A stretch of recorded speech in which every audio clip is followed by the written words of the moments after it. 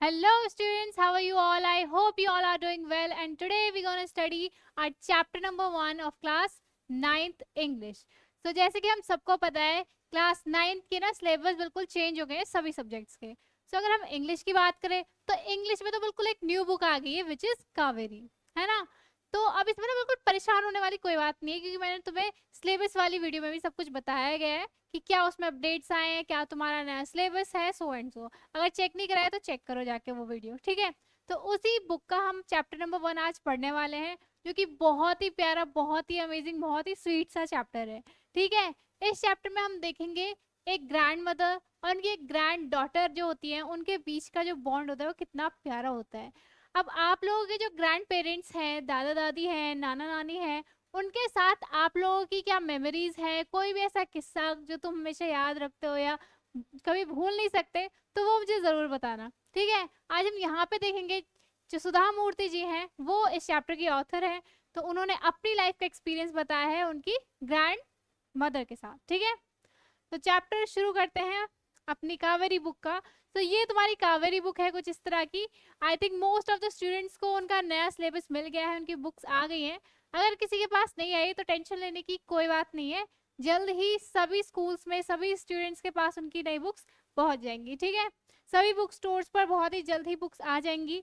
तो आज का जो चैप्टर है हम डायरेक्टली बुक से ही पढ़ने वाले हैं ताकि तुम लोगों को कोई कंफ्यूजन ना हो और तुम्हें ये डाउट ना हो कि भाई ये चैप्टर बिल्कुल हमारी बुक से है, लाइंस कहीं डिफरेंट तो नहीं है, कोई अलग कहानी तो नहीं है. ठीक है. तो ये तुम्हारा बेसिकली कंटेंट है, यानी कि तुम्हारे चैप्टर है, तुम्हारे सिलेबस है कावेरी बुक का. आई थिंक तुम्हें अगर नहीं दिखाई दे रहा है तो मैं थोड़ा जूम कर देती हूँ. ये देखो, ये तुम्हारे चैप्टर्स हैं. पूरी detail video about the syllabus हमारे चैनल पर आपको मिल जाएगी, आप चेकआउट कर सकते हो. ठीक है.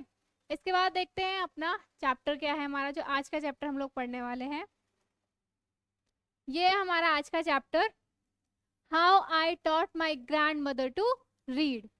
तो इतना अमेजिंग, इतना प्यारा सा चैप्टर ना that you will gonna fall in love with this chapter. Seriously बहुत ही प्यारा सा बॉन्ड यहाँ पे दिखाया गया है जो हम रिलेट कर सकते हैं अपनी लाइफ से. जैसे हम लोग अपने ग्रैंड पेरेंट्स के साथ कितना मजा करते हैं, कितनी मस्ती करते हैं, है ना, वैसा ही यहाँ पे हम देखेंगे. अच्छा, जो आपके ग्रैंड पेरेंट्स हैं उनको कभी आपने कुछ नया सिखाया है? जैसे टेक्नोलॉजी के फील्ड में हम देखें तो कभी फोन में गया कोई नया अपडेट आ गया तो वो हम अपने दादा दादी को कुछ सिखा रहे होते हैं कि देखो ये ऐसे होती है चीज, या ऐसे होती है, तो वो ना बिल्कुल बच्चों की तरह सुनते हैं वो, है ना, कि क्या वो हमें बता रहे हैं, क्या नया फंक्शन है, सो एंड सो चीजें. और ये कैसे बचपन में उन्होंने हमें चलना सिखाया और हमें कैसे खाना खिलाते थे वो प्यार से, तो वो सारी मेमोरीज ना हमेशा के लिए हमारे दिल में रह जाती है. तो ऐसी एक मेमोरी है सुधा मूर्ति जी के दिल में जो उनकी ग्रैंड मदर के साथ उन्होंने एक्सपीरियंस की. वही हम पढ़ने वाले हैं. ठीक है. तो आप जिसे देखोगे ना अपना फर्स्ट पेज जो है हमारी बुक का, हमारे चैप्टर का बेसिकली, तो वहां पे स्टार्टिंग में कुछ क्वेश्चंस दिए हुए हैं. ठीक है. पहला क्वेश्चन देखे तो बहुत ही इंटरेस्टिंग है. Why is it important to learn how to read and write. तो यहाँ पे आपको पूछा गया है कि ये बताओ आखिर जरूरत क्या है पढ़ने लिखने, पढ़ना लिखना सीखने की. बेसिकली एजुकेशन की क्या जरूरत है, पढ़ाई लिखाई की जरूरत क्या है. तो उसमें तुम्हारे क्या थॉट्स है वो तुम कमेंट सेक्शन में बताओ. इन सभी क्वेश्चन के आंसर, सारी एक्सरसाइज वो हम आपको कराएंगे नेक्स्ट वीडियो में. ठीक है. इस वीडियो में हम पूरा एक्सप्लेनेशन देखने वाले हैं पहले तो चैप्टर का. ठीक है. बाद में अगर आपको सभी क्वेश्चंस के आंसर चाहिए तो कमेंट कर देना, नेक्स्ट वीडियो हम उसी के ऊपर डालेंगे. ठीक है. तो हम अपना चैप्टर देखते हैं अभी. बेसिकली जो हमारी स्टोरी है, ओके,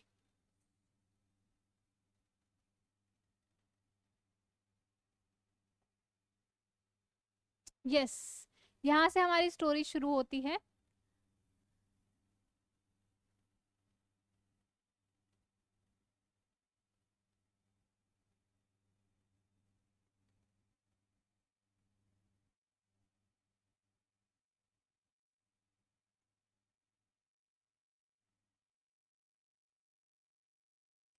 ठीक है. तो ये हमारा फर्स्ट पार्ट है, यहाँ से हमारी स्टोरी शुरू हो रही है. देखो कितनी प्यारी सी स्टोरी है. तो जो हमारी सुधा मूर्ति जी हैं वो अपने बचपन का एक किस्सा बता रही है कि जब वो 12 ईयर्स की थी, कितनी, 12 साल की थी. Why this pen is not working. Okay. जब वो 12 साल की थी तब का वो बताती है कि वो कहाँ पे रहती थी। वो एक गांव में रहती थी नॉर्थ कर्नाटका में। कहाँ से थी वो? नॉर्थ कर्नाटक से थी। वो अपने ग्रैंड पेरेंट्स के साथ वहां पर रहती थी। Those days the transport system was not very good, so we used to get the morning paper only in the afternoon।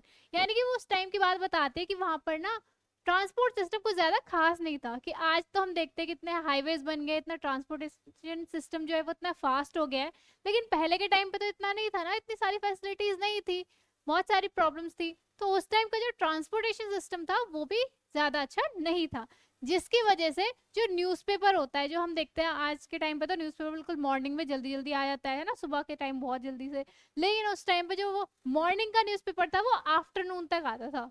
ठीक है। The weekly magazine use to come one day late. और जो वीकली मैगजीन होती है, आज भी वो आती है मोस्टली देखा जाए तो उस टाइम पे जब वो आया करती थी ना वीकली मैगजीन, वो एक दिन लेट आया करती थी। ठीक है। All of us would wait eagerly for the bus which used to come with the papers, weekly magazines and the post। और हम सभी, सुधा मूर्ति जी यहाँ पे बता रही हैं कि हम सब ना बहुत ही ईगरली, बहुत ही एक्साइटमेंट से, बहुत ही एक्साइटेड होकर वेट करते थे उस बस का। किस बस का? जिसमें सारी चीजें आया करती थी, वो पेपर्स, वीकली मैगजीन्स और पोस्ट वगैरह सारा सामान आया करता था। हम बहुत ही एक्साइटमेंट से उस बस का वेट करते थे। एट दैट टाइम त्रिवेणी बहुत ही इंपॉर्टेंट है, बिल्कुल ना नोट डाउन कर लो अपना एक कीवर्ड लिख के या इंपॉर्टेंट लिख के। ठीक है। Triveni was a very popular writer. जो ये राइटर हैं त्रिवेणी जी, ये बहुत ही पॉपुलर राइटर थे उस टाइम के। इन द कन्नड़ा लैंग्वेज। कौन सी लैंग्वेज में लिखते थे? कन्नड़ में। ठीक है। क्योंकि कर्नाटक की ही स्टोरी है, वहीं पर तो रहते सुधा मूर्ति जी, वहीं की है, तो वहां की जो लैंग्वेज है कौन सी है? कन्नड़ लैंग्वेज है। तो उस कन्नड़ा लैंग्वेज की एक बहुत पॉपुलर राइटर है Triveni. She was a wonderful writer, her style was easy to read and very convincing. अब उनका जो राइटिंग का स्टाइल था ना, जिस तरह से वो लिखती थी, बहुत ही इजी था। मतलब जैसी वो स्टोरीज लिखती थी वो बहुत ही इजीली समझ आ जाती थी पढ़ने से। ठीक है। और बहुत ही कन्विंसिंग थी। कन्विंसिंग मतलब कि अगर तुम उनकी स्टोरी पढ़ोगे ना, तुम मतलब बिल्कुल यकीन नहीं कर सकते ये झूठी कहानी हो सकती है, फिक्शनल स्टोरी हो सकती है। नहीं भाई, उन्होंने वो इतना कन्विंस करके लिखती थी, इतने अच्छे से, कि भाई यकीन करने पर तुम मजबूर हो जाओगे उनकी स्टोरी पे। ठीक है। her style was her style was easy to read and very convincing. Her stories usually dealt with the complex psychological problems। अब उनकी जो स्टोरीज होती थी वो बेसिकली किससे डील करती थी? साइकोलॉजिकल प्रॉब्लम्स के साथ। साइकोलॉजिकल प्रॉब्लम्स क्या होते हैं? जो माइंड से रिलेटेड प्रॉब्लम्स होती है ना, कुछ स्ट्रेस से रिलेटेड, या लोगों की लाइफ में जो साइकोलॉजिकल प्रॉब्लम्स चलती रहती है कुछ ना कुछ, है ना, वो उन सब प्रॉब्लम्स के साथ वो डील करती थी उनकी स्टोरी। यानी कि उसकी स्टोरीज में साइकोलॉजिकल प्रॉब्लम्स के बारे में डिस्कशन होता रहता था in the lifes of ordinary people, and वो ऑलवेज वेरी इंटरेस्टिंग। और हमेशा इंटरेस्टिंग उनकी स्टोरीज हुआ करती थी। ठीक है। समझ आया? अब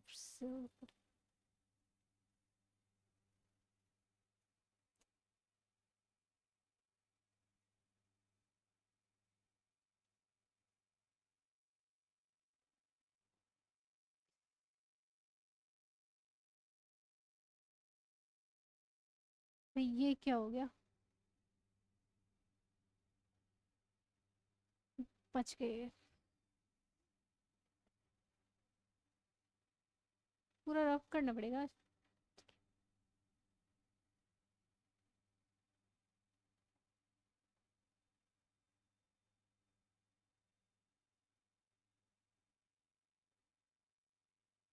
अच्छा अच्छा अच्छा। अब समझ में आ गया मुझे।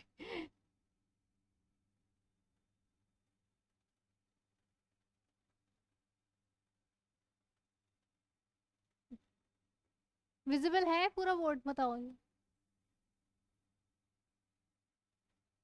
ठीक है। हाँ।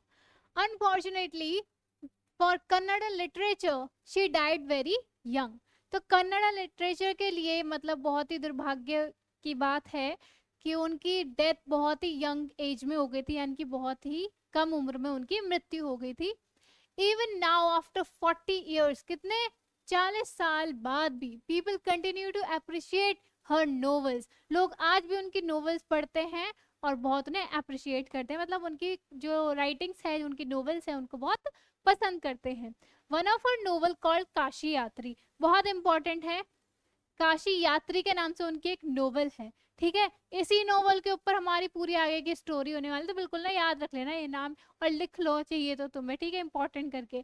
Kashi Yatri was appearing as a serial in the Kannada weekly Karmaveera. अब कर्मवीरा क्या है? कर्मवीरा है हमारी मैगजीन का नाम, ठीक है। काशी यात्री नोवेल है जो कर्मवीरा मैगजीन में आती थी, ठीक है। It is the story of an old lady and her ardent desire to go to Kashi और वाराणसी। तो बेसिकली देखो यहाँ पे कंफ्यूज नहीं होना है बिल्कुल भी। कर्मवीरा क्या है? कर्मवीरा वो वीकली मैगजीन है जो आया करती थी, ठीक है। और उस मैगजीन के अंदर, जो मैगजीन है हमारी कर्मवीरा, उसके अंदर काशी यात्री नाम से एक कहें तो शो आता था। जैसे कोई स्टोरी लिखी हुई आती है ना हमारी मैगजीन के अंदर, वैसे काशी यात्री एक स्टोरी है। तो वो नोवेल कह लो, स्टोरी कह लो, वो काशी यात्री इस कर्मवीरा के अंदर आती थी, ठीक है।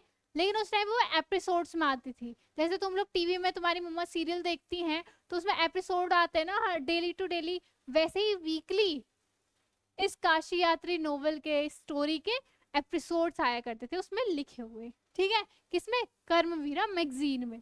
समझ में आई बात? It is the story of an old lady and her ardent desire to go to Kashi and Varanasi. ardent मतलब क्या होता है यहाँ पे देखो, कीन, यानी कि ये जो स्टोरी है ना वो एक ओल्ड लेडी की है और उनकी जो मतलब ardent डिजायर मतलब बहुत ही तीव्र इच्छा, बहुत ही मन की इच्छा थी उनकी, कहाँ जाने की? काशी या वाराणसी। आज के टाइम पे हम इस प्लेस को वाराणसी के नाम से जानते हैं, पहले काशी भी बोला करते थे, ठीक है। वहां जाने की उनकी बहुत ही अति इच्छा थी, तीव्र इच्छा थी। तो इस बारे में स्टोरी है। Most Hindus believe that going to Kashi and worshipping lord Vishweshwara is the ultimate punya. यानी कि हम जैसे हिंदूज जो हैं उनमें क्या बोला जाता है, क्या माना जाता है कि काशी जाकर या कहें वाराणसी जाकर वहां पर लॉर्ड विश्वेश्वरा की जो पूजा करी जाए तो वो सबसे बड़ा पुण्य है ना। पुण्य क्या होता है? जिनकी बहुत ही बड़ा कर्म है, बहुत ही बड़ी पूजा मानी जाती है एक तरह से, ठीक है। This old lady also believed in this, and her struggle to go there was described in that novel. तो ये जो ओल्ड लेडी ना हमारी इस काशी यात्री की स्टोरी के अंदर, उनकी ये बहुत बड़ी इच्छा थी और वो भी ये चीज मानती थी कि ये सबसे बड़ा पुण्य है वहां पर जाकर लॉर्ड विश्वेश्वरा की पूजा करना, ठीक है। In the story, there was also a young orphan girl who falls in love, but there was no money for the wedding. यानी कि अब जो ये स्टोरी है, मतलब स्टोरी के अंदर वाली स्टोरी की चल रही है बात, अभी इस वाली स्टोरी की बात चल रही है, ठीक है। तो जो वो ओल्ड लेडी है ना जिसके वहां पे जाने की बहुत बड़ी इच्छा है, काशी जाने की, अब इसी स्टोरी में एक वो भी होती है, एक लड़की होती है ऑर्फन, यानी कि जिसके पेरेंट्स नहीं होते, अनाथ कह देते हैं हम, ठीक है। तो जो ऑर्फन गर्ल होती है वो ना एक लड़के के साथ उसे प्यार हो जाता है, ठीक है, लेकिन उनके शादी की प्लानिंग होती है लेकिन उनके पास ना पैसे नहीं होते, ठीक है। तो ऐसी एक स्टोरी है। अब क्या होता है? In the end the old lady gives away all her savings without going to Kashi. अब जो ओल्ड लेडी है जिनकी इच्छा है जाने की, वो क्या करती है, अपनी जितनी भी सेविंग्स होती हैं काशी जाने के लिए, उन्होंने अपनी सेविंग्स करी थी ना, पैसे इकट्ठे किए थे यात्रा के लिए, अब वो सारी सेविंग्स एंड में, स्टोरी के एंड में वो उस लड़की को दे देती है उसकी शादी के लिए, ठीक है। समझ आया?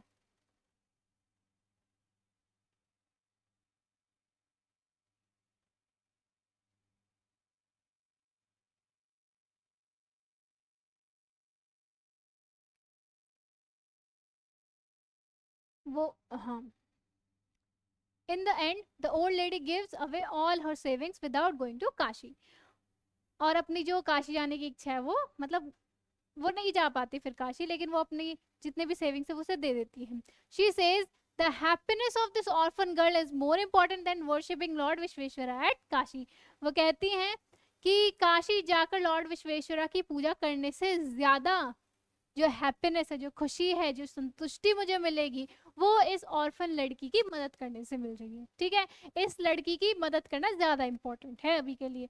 माई ग्रैंड मदर कृष्टका, यानी कि अब देखो, अब कहानी उस स्टोरी से बाहर आ जाओ। ठीक है, अब जो हमारी वाली स्टोरी, जो हमारा चैप्टर है, उसकी बात चल रही है सुधा मूर्ति जी की। ठीक है, वो क्या कह रही है कि जो मेरी ग्रैंड मदर है सुधा मूर्ति जी की, तो की जो ग्रैंड मदर है उनका नाम क्या है, कृष्टका, never went to school so she could not read. यानी कि वो बता रही है कि मेरी ग्रैंड मदर जो है ना कृष्टका, वो कभी स्कूल नहीं गई है, इसलिए उन्हें पढ़ना लिखना नहीं आता। Basically every Wednesday the magazine would come. कौन से डे को मैगजीन आती थी, वेडनेसडे को मैगजीन आती थी, would come and I would read the next episode of this story to her। और हर एक नया एपिसोड, यानी कि जब भी मैगजीन आती थी वेडनेसडे को, तो उस स्टोरी का जो एपिसोड होता था मैं उन्हें सुनाती थी अपनी ग्रैंड मदर को इस स्टोरी का। ठीक है, ड्यूरिंग दैट टाइम, कौन सी स्टोरी का, काशी यात्री का। ठीक है, during that time she would forget all her work and listen with the. अब जब वो उस स्टोरी को सुनती थी ना, तो अपना सारा काम भूल जाती थी और बिल्कुल कंसंट्रेशन के साथ, बिल्कुल मतलब कहे ना, जैसे आप कोई बहुत ही इंटरेस्टिंग सी मूवी देख रहे हो सपोज करो, है ना, तो अपना सारा काम धाम छोड़ के हम लोग उस स्टोरी में उस मूवी को देखने बैठ जाते हैं ना, कि भाई कोई डिस्टर्ब नहीं करेगा, बहुत ही इंटरेस्टिंग स्टोरी चल रही है ना, बहुत इंटरेस्टिंग पॉइंट आने वाला है, टर्न आने वाला है हमारी मूवी में, तो कोई परेशान नहीं करेगा, टोकेगा नहीं बीच में, है ना। तो बिल्कुल इसी तरह जो हमारी उसकी सुधा मूर्ति जी की ग्रैंड मदर थी ना, वो भी बहुत ही कंसंट्रेशन के साथ उस स्टोरी को सुना करती थी जब सुधा मूर्ति जी उन्हें नया एपिसोड सुना रही होती थी। ठीक है, बिल्कुल ग्रेटेस्ट कंसंट्रेशन के साथ। Later she could repeat the entire text by heart. और एक बार उन्होंने पूरा एपिसोड सुना दिया ना, तो बिल्कुल मतलब उस मैगजीन को बंद करके, जो ग्रैंड मदर है उनको तो पढ़ना नहीं आता था, वो तो सुनती थी जो हमारी सुधा मूर्ति जी सुना देते, तो बाद में एक बार सुन ली उन्होंने स्टोरी, बिल्कुल मुंह जुबानी उन्हें ना हर चीज याद हो जाती थी, इतने कंसंट्रेशन के साथ वो सुनती थी, इतने इंटरेस्ट के साथ, कि पूरी कहानी स्टेप बाय स्टेप वो सुना सकती थी। समझ रहे हो कितनी इंटरेस्टिंग स्टोरी थी उनके लिए। Later she could repeat the entire text by heart. My grandmother too never went to Kashi. अब वो बता रहे कि मेरी भी ग्रैंड मदर ना, उस स्टोरी वाली जो स्टोरी में ओल्ड लेडी थी ना जिन्हें काशी आना था, मेरी भी ग्रैंड मदर कभी काशी नहीं गई है उनकी तरह। ठीक है, and she identified herself with the novels protagonist. Protagonist क्या होता है, प्रोटैगनिस्ट होता है मेन कैरेक्टर, हीरो हमारी स्टोरी का। ठीक है, जो मेन, जिसके ऊपर पूरी स्टोरी बनी है ना, जिसके इर्द गिर्द पूरी स्टोरी घूम रही होती है, जैसे कोई भी तुम्हारी फेवरेट मूवी है, उसका जो मेन हीरो हीरोइन होते हैं, वो मेन कैरेक्टर जो होता है, उसे बोलते हैं प्रोटैगनिस्ट। ठीक है, तो हमारी जो ऑथर है वो क्या कह रही है कि जो मेरी ग्रैंड मदर है ना, वो भी कभी काशी नहीं गई है, और वो अपने आप को ना रिलेट करती है उस स्टोरी वाली ओल्ड लेडी के साथ। ठीक है, वो जो स्टोरी की प्रोटैगनिस्ट है, मेन लीड है, उसके साथ अपने आप को मतलब सेम सा ही समझती है। So more than anybody else she was the one most interested in knowing what happened next in the story and used to insist that I read the serial out to her।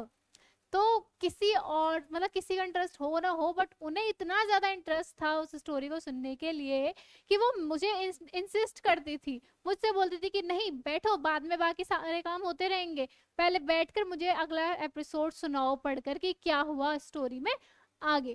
ठीक है, पूरी कहानी आगे की मुझे सुनाओ पढ़कर कि आगे क्या होता है स्टोरी में। ठीक है, after hearing what happened next in Kashi Yatri, she would join her friends at the temple courtyard, where we children would also gather to play hide and seek। अब स्टोरी सुन के क्या करते थे वो मंदिर चली जाती थी दादी जी, और हमारी जो ऑथर है वो भी। ठीक है, मंदिर जाकर, मंदिर का जो कोर्टयार्ड होता है ना, ऐसे वरांडा टाइप्स जो होता है, ऐसे जहाँ पर ओल्ड लेडीज इकट्ठी हो जाती हैं, और जो हमारी ऑथर थी वो भी बच्चों के साथ वहां पर खेला करती थी। ठीक है, तो ऐसे सारी लेडीज बैठा करती थी और वो अपनी जो स्टोरी का एपिसोड है वो डिस्कस करा करती थी। ठीक है, और बच्चे भी वहां पर क्या करते थे, हाइड एंड सीक खेल रहे होते थे। ठीक है, तो ये हमारी ऑथर बताती है।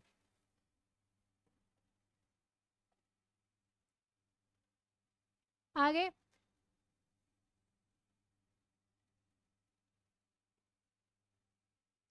she would discuss the latest episode with her friends. At the time, I never understood why there was so much of debate about the story।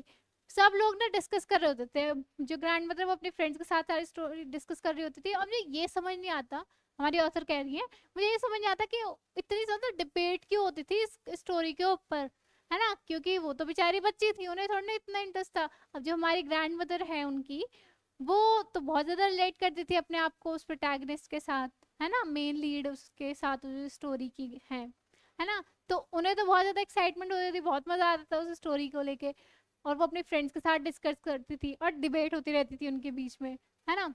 Once I went for a wedding with my cousins to neighbouring village. अब हमारी author बताती कि एक बार क्या होता है कि एक शादी में वो जाती है पड़ोस के गाँव में, ठीक है, अपने कजन्स के साथ। इन those days a wedding was a great event. आज के टाइम पे हम देखें ना तो वेडिंग एक नॉर्मल से फंक्शन, ठीक है, किसी की शादी हो रही है, एक दो दिन का फंक्शन हो गया, ठीक है। लेकिन उस टाइम पे ना वेडिंग मतलब बहुत ही बड़ा फंक्शन, बहुत ही ग्रैंड फंक्शन होता था, ठीक है, बहुत मजा आता था। तो we children played enjoyed ourselves thoroughly, ठीक है। तो वो बताती हैं कि हम बच्चे जो थे ना, हम तो पूरा मजा करते थे, फुल एंजॉयमेंट होती थी हमारी। We would eat and play endlessly savouring the freedom because all the elders were busy. Savouring मतलब क्या होता है? सेवरिंग मतलब होता है enjoying it to the fullest. वो बताती है कि हम खाते थे, खेलते थे, बिल्कुल मजा करते थे, बिल्कुल वो कहे ना बिल्कुल खुल के मौज मस्ती करनी है, वैसा वाला सीन होता था। क्यों? हम बच्चों पे तो ध्यान ही नहीं होता था, बड़ों का, बड़े अपने काम में बिजी होते थे। शादी का जो माहौल होता है उसमें बड़ों को कितने सारे काम होते हैं, बच्चों पे तो ध्यान ही नहीं जाता। तो हमारी ऑथर बताती है कि हम इतना ज्यादा मजे मजे करते थे ना बच्चे, कि बहुत ज्यादा ठीक है। I went for a couple of days but ended up staying there for a week. वो बताती है कि मैं गई तो कुछ दिनों के लिए ही थी, लेकिन वहाँ इतना मजा आया, हम लोगों ने इतना एंजॉय किया हम सब बच्चों ने, कि वहां पे मैं पूरा एक हफ्ता रह के आई हूँ। कितना? एक हफ्ता, 1 वीक। अब भाई एक हफ्ता वो वहां पे रह के आए हैं। अब सोचो दादी जी की हालत क्या हुई होगी यहाँ पे, है ना, वहाँ क्योंकि यहाँ पे तो वीकली मैगजीन आ गई होगी, उनकी फेवरेट मैगजीन स्टोरी आ गई होगी। अब वो तो बेचारी परेशान हो रही होंगी। देखो, when I came back to my village, जब वो वापस आती है हमारी ऑथर, वो कहती है I saw my grand mother in tears. वो जब अपने घर पहुंचती है, वो देखती है अपनी दादी को जो रो रही थी, उनकी आंखों में क्या थे? टीयर्स थे, आंसू थे। I was surprised. वो ये देखती ना सरप्राइज हो जाती है, बिल्कुल चौंक जाती है कि भाई ये क्या, मतलब दादी जी क्यों रो रही हैं। For I had never seen her crying even in the most difficult situations. अब उन्हें इतना शौक क्यों लगा उन्हें ऐसे आंखों में आंसू देखे हुए ग्रैंड मदर को? क्योंकि वो बताती हैं कि मैंने कभी भी दादी को रोते हुए नहीं देखा था, ठीक है। चाहे कितनी बड़ी से बड़ी मुसीबत आ जाए, कितनी बड़ी से बड़ी प्रॉब्लम आ जाए, दादी जी ने हमेशा हर प्रॉब्लम का डट के सामने किया है। वो उन्होंने कभी, उनकी आंखों में आंसू मैंने देखे ही नहीं है। लेकिन आज उनकी आंखों में आंसू देखकर मुझे बहुत ज्यादा शौक लगा, बहुत ज्यादा सरप्राइजिंग था ये, है ना। What had happened, I was worried. पता नहीं क्या हुआ है, मुझे तो बहुत चिंता हो रही थी। दादी जो हमारी ऑथर है वो बता रही है, और वो क्या कहती है? अव्वा। अपनी दादी को वो क्या बुलाती? अव्वा कहकर बुलाती, ठीक है, याद रखना ये वर्ड भी, Avva. Is the is everything all right, are you okay? वो कहती है कि क्या सब कुछ ठीक है, आप ठीक हो, ऐसा करके वो पूछती है अपनी दादी से। आई यूज टू कॉल हर अव्वा। वो बताती मैं अपनी दादी को अव्वा कहकर बुलाती हूँ। Which means mother in Kannada, जिसका मतलब क्या होता है? मदर होता है कन्नड़ लैंग्वेज में, ठीक है, जो कि नॉर्थ कर्नाटक में बोली जाती है। She nodded. अब जो दादी है वो ऐसे कुछ बोलती नहीं है, ऐसे गर्दन हिला देती है कि हाँ ठीक है। She nodded but didn't reply. I did not understand and forgot about it. अब उन्हें कुछ समझ तो नहीं है, अब वो तो बच्ची है, 12 साल की बच्ची को क्या इतना समझ आएगा, है ना। तो वो फिर काम वाम में लग जाती है और भूल जाती है उस बारे में। इन द नाइट, अब रात में क्या होता है? आफ्टर डिनर, खाने के बाद, रात के डिनर के बाद क्या होता है? We were sleeping in the open terrace of our house. अब वो ना ओपन टेरेस में, मतलब खुली छत पे ऊपर सो रहे होते हैं। पुराना टाइम की बात चल रही है यहाँ पे, ठीक है। तो पहले तो छत पर लोग खुली हवा में सोया करते थे ना। तो बताती हैं यहाँ पर कि हम लोग सो रहे थे सब लोग। It was a summer night, गर्मियों का टाइम था भाई, ठीक है, समर नाइट थी। तो अब देखो क्या होता है आगे। जो हमारी ऑथर है वो बताती है कि भाई सर्दियों का टाइम चल, सॉरी गर्मियों का टाइम चल रहा था, और हम लोग ना ओपन टेरेस में सो रहे होते थे, ऐसे सो रहे थे। हाँ, in the open terrace of a house, ऐसे खुली छत पे सो रहे थे। It was a summer night and there was a full moon. ठीक है, गर्मियों का टाइम था, खुली हवा चल रही थी, पूरा मून था, यानी कि फुल मून की नाइट थी वो, है ना, पूर्णिमा थी basically. Avva came and sat next to me. Avva आती हैं, ग्रैंड मदर आती हैं और हमारी ऑथर के साइड में बैठ जाती हैं। ठीक है, her affectionate hands touch my forehead, यानी कि जो दादी हैं वो ऐसे सहलाती हैं अपनी ग्रैंड डॉटर के सर को, उनके सर पर ऐसे हाथ रखती हैं। I realise she wanted to speak, तो मुझे मतलब ये चीज़ पता चलती है, एहसास होता है कि शायद वो कुछ बात करना चाहती है, कुछ कहना चाहती है। आई आस्क्ड हर, मैं उनसे पूछती हूँ, हमारी ऑथर पूछती है, व्हाट इज द मैटर, क्या बात है, कुछ बात है, आपको कुछ बात करनी है, कुछ हुआ है, कुछ परेशानी है, तो ऐसा करके वो पूछती है, मतलब क्या बात है, क्या मैटर है दादी जी। अब दादी हमारी बताती है भाई क्या बात है, क्यों रो रही थी वो, है ना। अब तुम बताओ, तुम गेस करो क्या बात होगी, तुम बताओ तुम्हें क्या लगता है क्या बात करने वाली है हमारी दादी जी यहाँ पर हमारी ऑथर से। कर लिया गैस, चलो तो आगे बढ़ते हैं। When I was a young girl, अब हमारी दादी बता रही है कि मैटर क्या है, क्यों वो रो रही थी उस टाइम पे। वो बताती है when I was a young girl, कि जब मैं छोटी लड़की छोटी बच्ची थी ना, आई लॉस्ट माई मदर, तो मतलब कम उम्र में ही उन्होंने अपनी मदर को खो दिया था, यानी कि उनकी मदर की बहुत कम एज में ही डेथ हो गई थी। There was nobody to look after and guide me, उनके बाद कोई भी नहीं था मेरा ध्यान रखने के लिए, मुझे गाइड करने के लिए। My father was a busy man, जो मेरे फादर थे वो बहुत ही बिजी पर्सन थे। दादी जी की स्टोरी चल रही है, कंफ्यूज मत हो जाना, ठीक है। एंड गॉट मैरिड अगेन, और उनकी फिर दूसरी शादी हो गई थी, ठीक है, दूसरी शादी उन्होंने कर ली थी। In those days people never considered education essential for girls, so I never went to school. और उस टाइम पे ना एजुकेशन को इतना इंपॉर्टेंस नहीं दिया जाता था। लोग ये समझते थे कि लड़कियों के लिए एजुकेशन इंपॉर्टेंट है ही नहीं, ठीक है। बेसिकली लड़कों को भेजा जाता था उस टाइम पे, लेकिन लड़कियों को इतनी इंपॉर्टेंस नहीं दी जाती थी एजुकेशन के लिए, ठीक है। तो इसीलिए हमारी दादी जो थी वो भी स्कूल नहीं गई कभी। वो बताती है I got married very young, बहुत ही कम उम्र में उनकी शादी करा दी गई। एंड हैड चिल्ड्रन, और फिर उनके बच्चे हो गए। आई बिकेम वेरी बिजी, और फिर वो भी बहुत बिजी हो गई अपने काम में, है ना, अपनी लाइफ में। Later I had grandchildren, उसके बाद मेरे पोता पोती हो गए, है ना। And always felt so much happiness in cooking and feeding all of you, और मुझे ना हमेशा खुशी मिलती थी तुम लोगों का ख्याल रखने में, तुम लोगों के लिए खाना बनाने में, खिलाने में, है ना। इस सब में ही मेरी लाइफ थी। At times I use to regret and going to school, not going to school.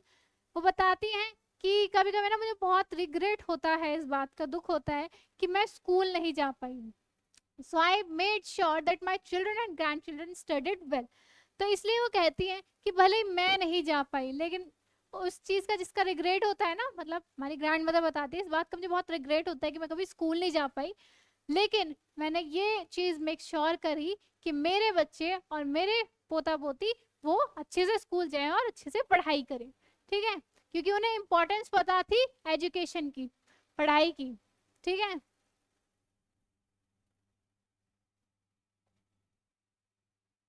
अब देखो कितनी इंपॉर्टेंट है पढ़ाई, यहाँ पर दादी जी से तुम्हें पता चल रहा है ना। तो इसलिए कहते हैं तुम अच्छे से पढ़ा करो, मुझे पता है तुम पढ़ते हो बहुत बढ़िया तरीके से, और इस बार ना मार्क्स भी पूरे बढ़िया वाले लेके आने वाले। तो चलो आगे अब देखते हैं। हमारी अब ऑथर कह रही हैं, I couldn't understand why my 62 years old, कितनी एज थी दादी जी की, 62, ठीक है। तो वो कहती कि मुझे समझ नहीं आ रहा कि दादी जी 62 years ओल्ड जो मेरी ग्रैंड मदर है वो मुझे क्यों बता रही है अपने बारे में, ये सारी चीजें अपनी स्टोरी मुझे क्यों बता रही है ना। और 12 year old हमारी जो ऑथर थी वो 12 साल की थी।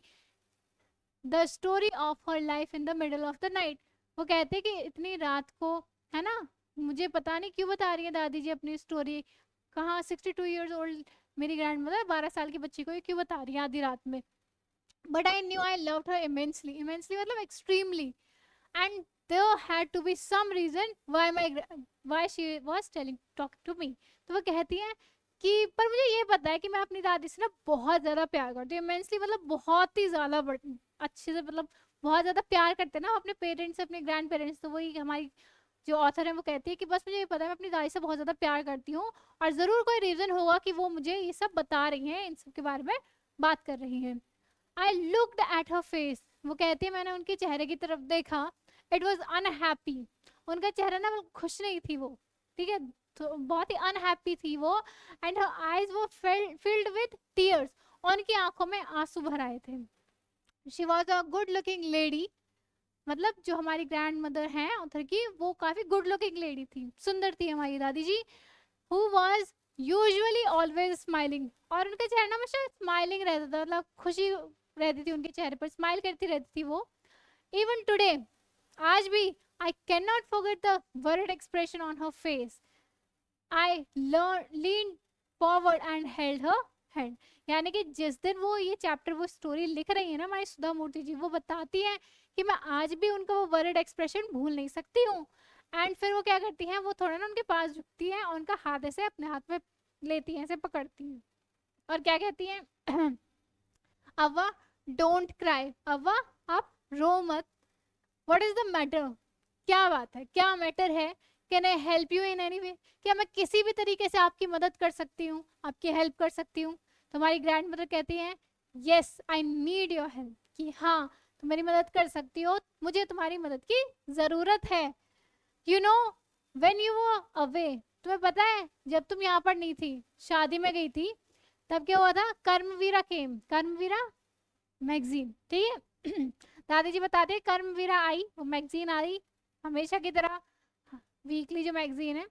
आई ओपन द मैगजीन, दादी जी ने वो मैगजीन खोली, आई सॉ द पिक्चर्स, उन्होंने वो पिक्चर्स देखी, जैसे होते हैं ना कि स्टोरी के बीच में पिक्चर्स, जैसे आपने यहाँ पे भी देखा बीच बीच में पिक्चर्स आ रही है ना, तो वह कहती है कि मैंने उस स्टोरी की पिक्चर्स देखी जो that accompanies the story of Kashi Yatri, and I couldn't understand anything that was written, वो कहती है कि स्टोरी की पिक्चर्स थी ना, वो मैंने देखी, लेकिन मुझे कुछ भी ना समझ में नहीं आया, ठीक है, कि उसमें लिखा क्या हुआ था, वो स्टोरी क्या थी।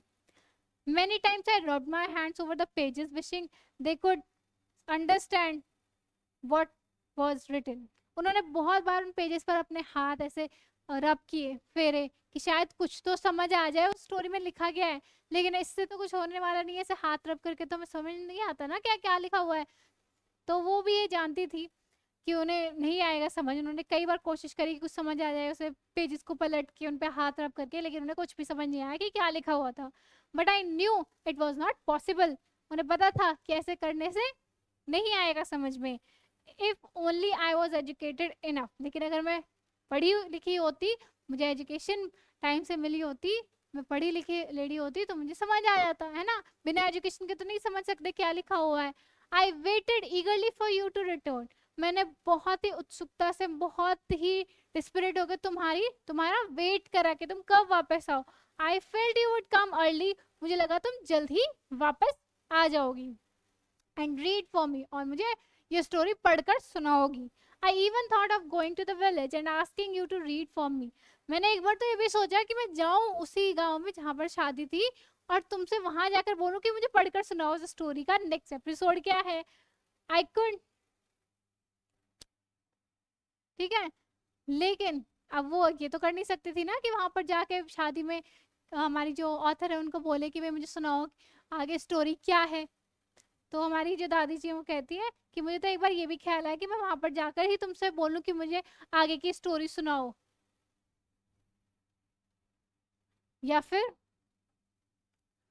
have asked somebody in this village but I was too embarrassed to do so, वो कहते हैं, या फिर मैंने एक बार सोचा कि मैं किसी और से जाकर, इसी गांव में कोई तो पढ़ा लिखा होगा ना भाई, तो किसी और से जाकर बोलूं कि मुझे स्टोरी पढ़कर सुनाओ, लेकिन फिर उन्होंने ये भी नहीं किया क्योंकि उससे बहुत ज्यादा एम्बेरस थी, एम्बेरस मतलब बहुत ज्यादा शर्म आ रही थी इस बात से कि भाई ऐसे जाके मैं अगर किसी को बोलूं कि मुझे ये बताओ कि इसमें क्या लिखा हुआ है, स्टोरी क्या है, तो ये बहुत ही थोड़ी शर्म वाली चीज हो जाती है उनके लिए, है ना, एम्बेरस हो जाती है बहुत ही।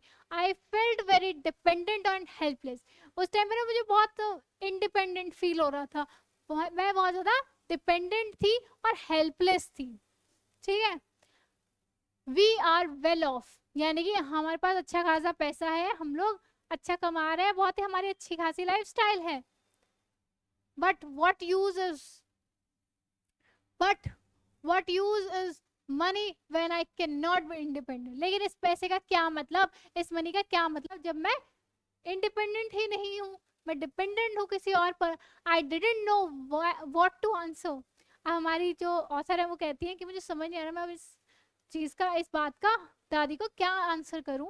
अब वो कंटिन्यूड, अब वो बोलती रही, I have decided I want to learn the Kannada alphabet. हमारी दादी कहती है कि मैंने एक डिसीजन ले लिया है, ठीक है, मैंने डिसाइड कर लिया कि मैं कन्नड़ा अल्फाबेट्स पढ़ूंगी, ठीक है, कल से, फ्रॉम टुमारो ऑनवर्ड्स, कल से मेरी पढ़ाई शुरू होने वाली है, मेरी दादी जी बता रही है, ठीक है, कन्नड़ा लैंग्वेज पढ़ने शुरू करेंगी वो, Kannada alphabets. I will work very hard, मैं बहुत मेहनत करूंगी, बहुत पढ़ूंगी। I will keep Saraswati Puja day. अब देखो, सरस्वती पूजा डे को उन्होंने क्या बोला, दशहरा के टाइम पे जो होगी वो मेरी डेडलाइन होगी। डेडलाइन होगी मतलब कि भाई जैसे आप लोग पढ़ते हो अपने टारगेट्स लगाते हो ना कि आज इतने बजे तक ये वाला चैप्टर मुझे खत्म करना है, ये मेरी डेडलाइन, तो वैसे ही दशहरा का जो सरस्वती पूजा डे होगा उस दिन वो सरस्वती पूजा रखेंगी, तो वो होंगी उनकी डेडलाइन, ठीक है। That day I should be able to read a novel by my own my own, यानी कि उस दिन तक मैं एक नोवेल पढ़ना सीख जाऊंगी अपने आप से, ठीक है। I want to be independent, मैं इंडिपेंडेंट होना चाहती हूँ, स्वतंत्र होना चाहती हूँ। I saw the determination on her face yet I laughed at her. हमारी ऑथर कहती है कि मैंने उनके फेस पे उनकी डिटर्मिनेशन देखी, पढ़ने के लिए जो इच्छा थी उनके मन में, ठीक है, डिटर्मिनेंट थी वो, बहुत ज्यादा डेडिकेटेड थी, लेकिन फिर भी उन्हें हंसी आ जाती है। हमारी जो ऑथर है वो हंस देती है, वो छोटी बच्ची है भी, उन्हें इतना नहीं लगा, है ना, छोटी बच्ची है वो तो। Avva at this age of 62 you want to learn the alphabet. वो कहती है अव्वा 62 ईयर्स के एज में आप अल्फाबेट्स पढ़ना चाहते हो, आप अल्फाबेट्स पढ़ोगे। अब वो बताते हैं आपके जो हेयर्स हैं, जो बाल है वो ग्रे हो चुके हैं, आपके जो हैंड्स हैं वो रिंकल्ड हो चुके हैं, जैसे एज जब हो जाती है, जो बड़े लोग होते हैं हमारे दादा दादी आपने देखे होंगे, उनके जो स्किन होती है ना बहुत ही रिंकल्ड वाली हो जाती है ना, रिंकल्स आ जाते हैं, ऐसे सलवटे आ जाती है हाथों पर। तो वो कहते हैं कि आपके हैंड्स भी रिंकल्ड हो चुके हैं। यू वियर स्पेक्टिकल्स, आप चश्मे स्पेक्टिकल्स पहनती हैं।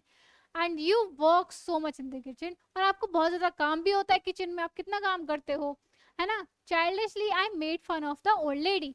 वो कहती है कि उस टाइम पे इतनी समझ नहीं थी, 12 साल की बच्ची है ना, तो वो कहती है कि उस टाइम पे मैंने उनका बहुत मजाक बना दिया उस ओल्ड लेडी का, बट शी जस्ट स्माइल। लेकिन वो उनकी पोती थी भैया, है ना, तो हमारी जो दादी जी है वो बस कुछ नहीं कहती, उसे कुछ ना डांटती है ना गुस्सा होती है, बस स्माइल करती हैं। For a good cause if you are determined, वो कहती हैं you can overcome any obstacle, कि अगर आप किसी अच्छे काम के लिए बहुत ज्यादा डिटर्मिन्ड हो ना, डेडिकेटेड हो, है ना, तो आप कोई भी ऑब्स्टिकल, कोई भी बाधा पार कर जाओगे। आई will work harder than anybody but I will do it, ठीक है। आई will work harder than anybody but I will do it, मैं बहुत मेहनत करूंगी, हर मतलब पूरी अपनी जान लगा दूंगी, पूरा डेडिकेशन से अपना काम करूंगी, पढ़ाई लिखाई करूंगी, लेकिन मैं ये काम करूंगी, मैं हर ऑब्स्टेकल पार करूंगी, लेकिन मैं पढ़ना सीखूंगी, मैं इंडिपेंडेंट बनूंगी। For learning there is no age bar. हमारी दादी कहती है कि लर्निंग यानी कि पढ़ने के लिए ना कोई उम्र नहीं होती, कोई एज फैक्टर आड़े नहीं आता, बीच में नहीं आता। जैसे कहते हैं ना पढ़ने की कोई उम्र नहीं होती, कुछ सीखने की कोई उम्र नहीं होती, तो वही बात हमारी यहाँ पर दादी जी कह रही है। The next day onwards I started my tuition.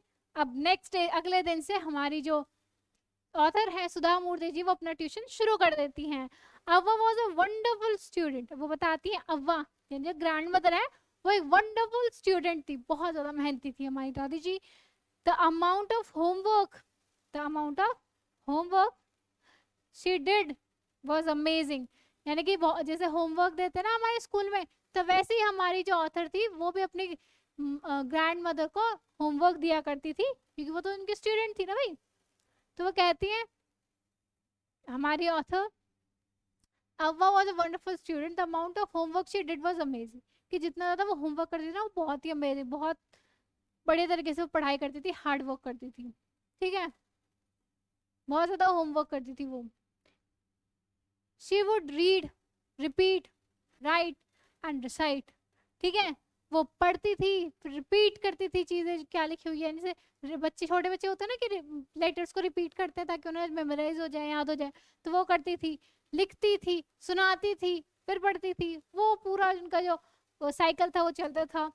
I was her only teacher, उनकी मैं एकमात्र टीचर थी, यानी कि उनकी सिर्फ एक ही टीचर थी, कौन? हमारी ऑथर, ठीक है। And she was my first student, और हमारी ऑथर कह रही है और वो मेरी पहली स्टूडेंट थी लाइफ की। Little did I know then that one day I would become a teacher in computer science and teach hundreds of students। और उस टाइम पे मुझे बिल्कुल भी नहीं पता था कि आगे जाकर मैं एक कंप्यूटर साइंस, कौन सा सब्जेक्ट की? कंप्यूटर साइंस की एक टीचर बन जाऊंगी और हंड्रेड्स ऑफ स्टूडेंट्स को आगे जाके पढ़ाऊंगी। अब दशहरा फेस्टिवल आ जाता है, हमेशा की तरह, हर साल की तरह। सीक्रेटली आई बॉट काशी यात्री। अब सीक्रेटली क्या करती है हमारी ऑथर? काशी यात्री, जो हमारी स्टोरी के ऊपर पूरी स्टोरी लिख दी गई है, ठीक है, वो लेकर आती हैं, which had been published as novel at that time, क्योंकि उस टाइम तक वो पूरी नोवेल की फॉर्म में छप गई थी, यानी कि बुक की फॉर्म में पूरी नोवेल एक साथ वो छप गई थी। तो वो क्या करती है, मार्केट से जाकर वो काशी यात्री नोवेल लेके आती हैं हमारी author. My grand mother called me, और फिर क्या होता है, उनकी जो ग्रैंड मदर हैं, अव्वा जो हैं, वो उन्हें बुलाती है अपने पास। और फिर क्या होता है भाई,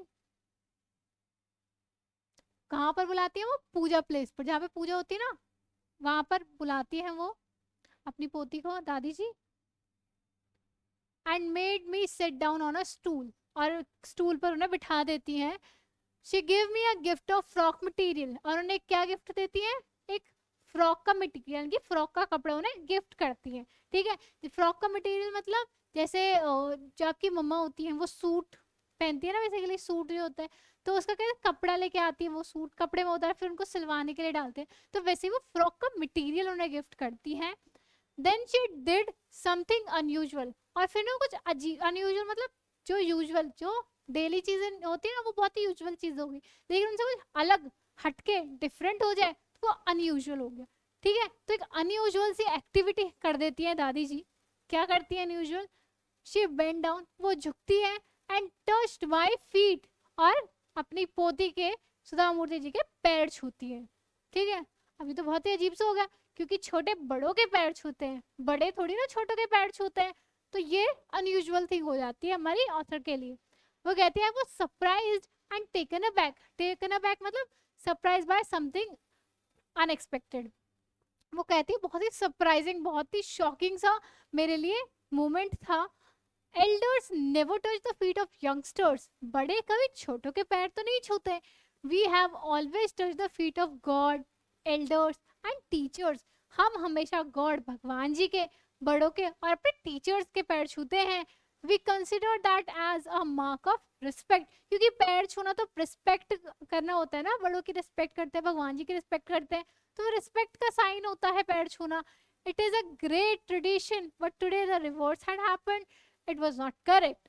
वो कहती है कि बहुत ही बड़ा, बहुत ही महान ट्रेडिशन है ना, रिवाज है, लेकिन आज तो बिल्कुल रिवर्स, बिल्कुल उल्टा ही हो गया, है ना, बहुत ही रिवर्स सिचुएशन हो गई, और ये ना मेरे ख्याल से बिल्कुल भी ठीक नहीं हुआ, बहुत ही अनकरेक्ट, बहुत ही गलत हुआ ये। हमारी ऑथर कहती है, she said I am touching the feet of a teacher. हमारी दादी बताती हैं फिर कि मैं अपनी टीचर के पैर छू रही हूँ, ना कि अपने ग्रैंड डॉटर के। अपनी पोती के पैर नहीं छू रही हूँ मैं तो अपनी टीचर्स के पैर छू रही हूँ, है ना, टीचर के।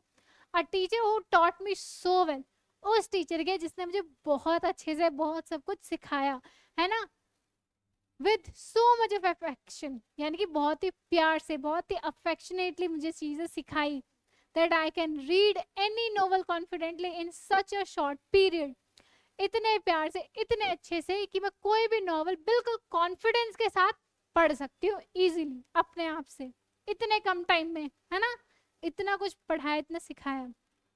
नाउ आई एम इंडिपेंडेंट, अब मैं इंडिपेंडेंट हूँ, स्वतंत्र हूँ।